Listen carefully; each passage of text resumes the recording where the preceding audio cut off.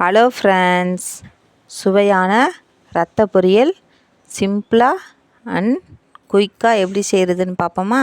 வாங்க பார்க்கலாம். இதே ஆட்டு ரத்தம்.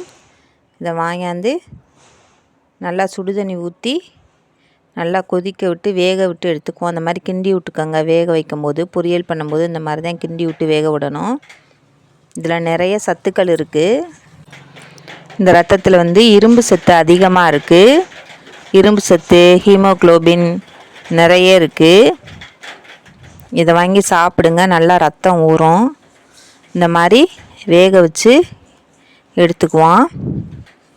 வெந்தோடனே தண்ணி இருத்துட்டு கையாலே இந்த மாதிரி நல்லா பிசைஞ்சு விட்டுக்குவோம். இந்த மாதிரி சின்ன சின்னதாக நசுக்கிட்டு பொரிச்சா நல்லாயிருக்கும். நசுக்கிட்டு அதில் தண்ணி கொஞ்சம் இருக்கும், அதெல்லாம் இல்லாமல் நல்லா இறுக்கமாக புழிஞ்சு எடுத்துக்குவோம். இந்த ரத்தத்திலே உப்பு இருக்கும். நம்மளுக்கு தேவைன்னா மட்டும் சாப்பிட்டு பார்த்துட்டு உப்பு சேர்த்துக்கலாம். கூட்டெல்லாம் வைப்பாங்க, அந்த மாதிரி செஞ்சு கொடுத்தா பசங்க சாப்பிட மாட்டாங்க. இந்த மாதிரி பொரியல் பண்ணி கொடுங்க, விரும்பி சாப்பிடுவாங்க. இது சிம்பிளாக ஈஸியாக செஞ்சிடலாம்.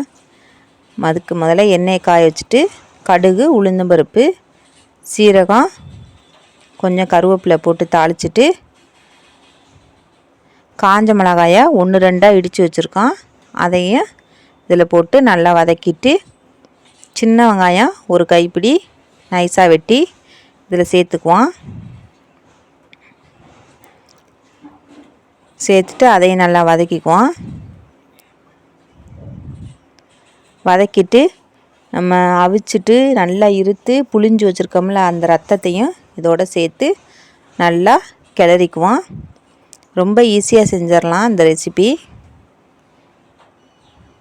கிளறிட்டு தேங்காய் பூ போட்டு இறக்கி ஸ்பூன் போட்டு வெறுவாயிலே சாப்பிட்லாம். சூப்பராக இருக்கும் அது.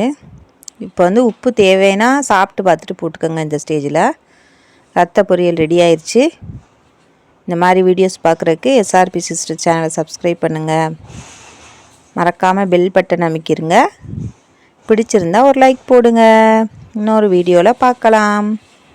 வாங்க எல்லாரும் சாப்பிட்லாம். ஓகே, பாய்.